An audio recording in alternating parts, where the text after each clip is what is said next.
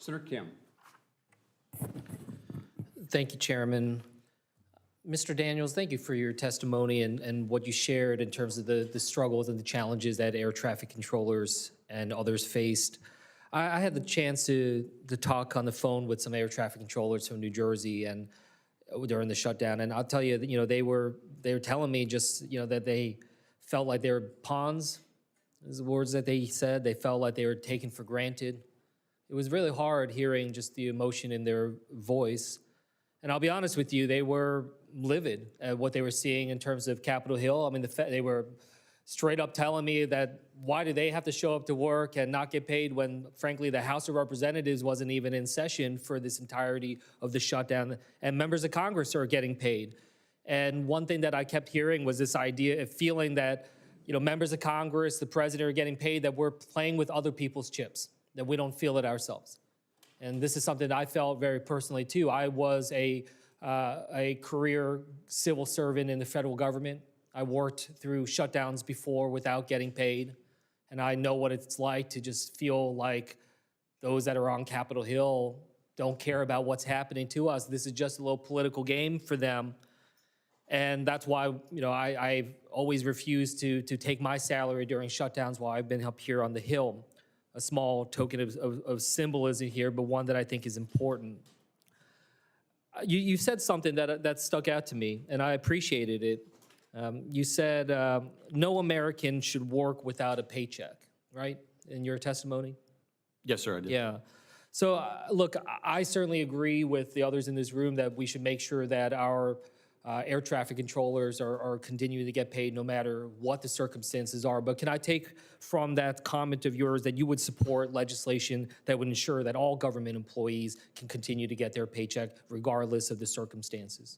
Thank you, Senator, for the question. Absolutely. Air traffic controllers and all federal employees deserve to be paid. I think that's really important as we're talking this through. And certainly I understand the strains that air traffic controllers are facing. When I was an officer at the State Department, I know I had colleagues working in harm's way in Afghanistan and elsewhere that were not getting their paychecks. And it's just about duty. I mean, like, no one would tolerate a private company forcing workers to show up for work and saying, you'll get your paycheck maybe some other time.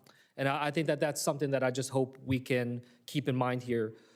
Mr. Daniels, you also talked about how there's been a call for a long time for increased controller staffing. This is something I just hear year after year, I mean, and the challenges that we continue to face.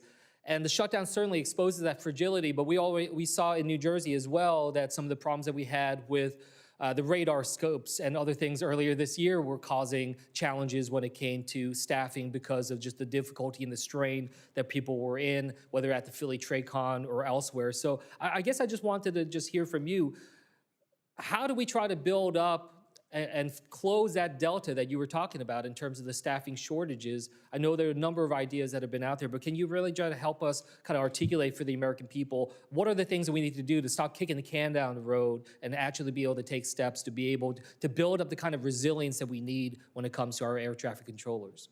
I appreciate the question, Senator Kim, and for the support of air traffic controllers and the modernization of air traffic. But when it specifically comes to the training of air traffic controllers, we often look for some quick fix when the real solution and the real answer is a long-term commitment to the hiring and training of the next generation of air traffic controllers. And we're absolutely not taking a side in this. We absolutely thank Senator Duckworth, the leadership of this committee, for ensuring that that language prevails and that that's what the standard is held today, is that long-term commitment and not trying to find another way around it. But it's also going to come from ensuring that we have the training tools and resources, which is also, again, in the FAA reauthorization bill, of the different simulators that reduce the training time by up to 27% for our facilities. So it's having that investment, the money's there, now we actually have to be able to use it, and the government shutdown absolutely installed that, but now we can get back on track. Yeah, though, I mean, look, one thing I keep hearing over and over again in terms of the challenges of recruitment is about instability. And like I said, I've experienced this firsthand when I was a civil servant. I was working there at the State Department, the Pentagon, during the 2013 sequestration fight, watching how the Republicans at that time were pushing these budget cuts and how that had years worth of ramifications. So I just share that. Mrs. Spickler, I don't have time to be able to ask a question, but I just wanted to say thank you for coming and sharing your story. It is a story, unfortunately, that I heard echoes of exactly the same across New Jersey. I will promise you, I will keep fighting for you, your family, for all of these families. Even though the shutdown's over, we know that the struggles that you and others are facing continue. So we're going to continue to get to work there. Thank you, and with that, I'll yield back.